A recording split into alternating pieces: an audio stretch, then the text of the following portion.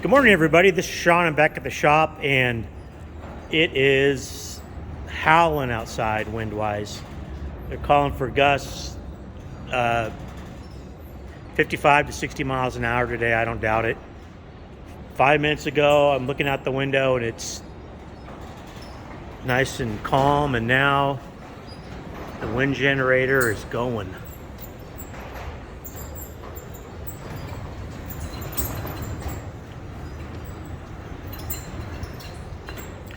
So I'm gonna try to get all this lumber that I got sorted and I stacked it on the floor. I'm gonna clean off this shelf a little bit more, stack it up there. It'll get it off the floor and it won't be a tripping hazard for me. So we'll see what I can get done.